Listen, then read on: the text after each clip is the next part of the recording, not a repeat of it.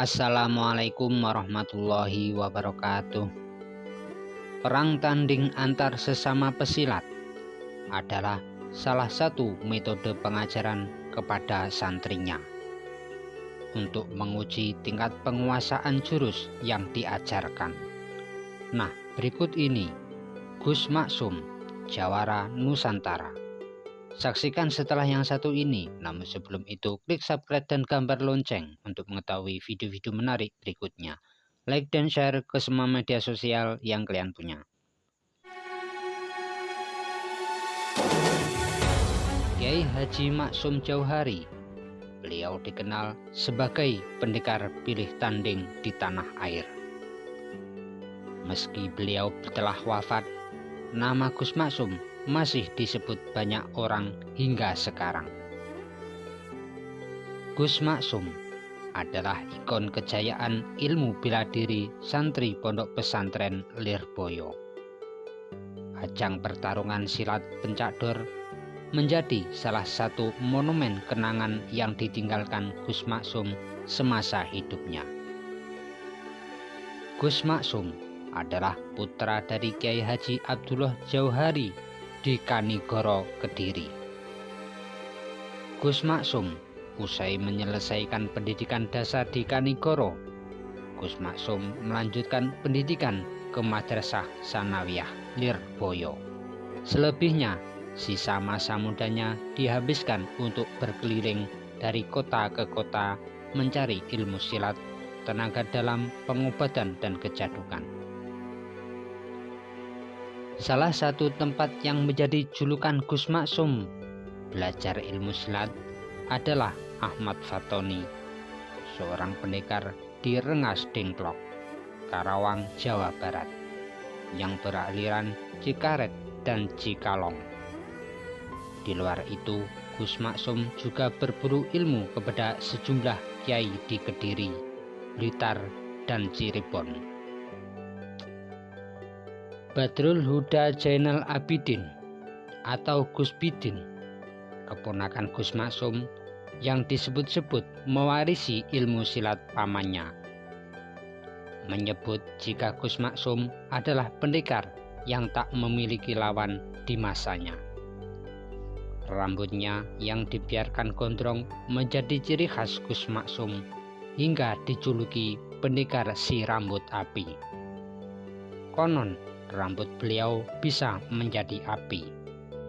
Media massa nasional kala itu pernah menulis pernyataan Gus Maksum yang menantang semua dukun santet untuk menyantet dirinya.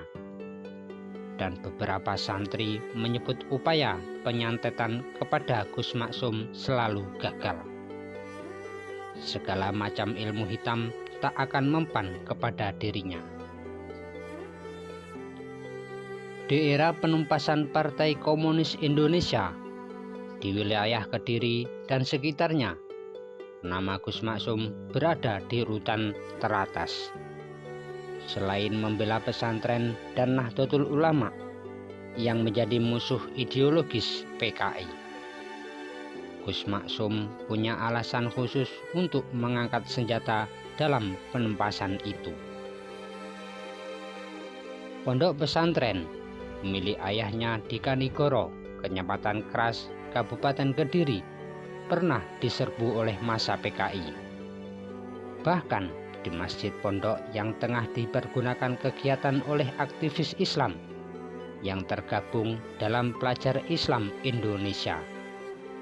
Kala itu mereka sedang menggelar kegiatan mental training di Kanigoro. Menurut Sari Emi Ngahayu, dalam sisi senyap politik bising, Kanigoro terkenal sebagai basis PKI. Kawasan ini penghasil tebu untuk pabrik gula Ngadirejo. Buruh tani di sana kebanyakan berafiliasi dengan Barisan Tani Indonesia. Di masa itu, gerakan dan mobilisasi partai politik makin meningkat, baik berupa kampanye maupun pawai. Suatu pagi, usai menjalankan sahur di bulan Ramadan, massa PKI tiba-tiba menggresek ke sekitar Masjid Kiai Haji Abdul Jauhari. Mereka menyisir perumahan warga untuk mencari peserta PII yang menginap di rumah warga. Tak hanya itu, peserta PII dan Kiai Abdullah Jauhari juga diarak menuju kantor polisi sektor. Setelah situasi reda, mereka kembali dipulangkan ke tempat asal. Perilaku massa PKI kepada ayahnya ini menjadi salah satu kemarahan Gus Maksum.